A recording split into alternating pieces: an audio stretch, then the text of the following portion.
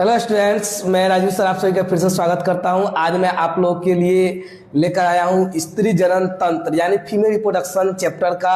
आप लोग का सबसे प्रमुख अंग जानना है अंडाशय, यानी स्त्रियों में जो अंडाशय पाया जाता है उसके बारे में आप लोग को जानना है। तो देखिए, अंडाशय जो पाया जाता है ना, स्त्रियों की उदर गुहा जो होता है ना, उदर पेट के दोनों तरफ एक एक पाया जाता है।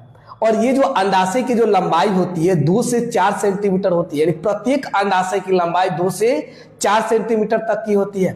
और अंडाशय जो बना होता है एक एपिथीलियम नामक उपकला से ढका होता है। और ये जो उपकला होते हैं बहुत ही चिकने पाए जाते हैं, और जो प्रसव के दौरान ये क्या होता है, शरीर से बाहर निकल जाते हैं।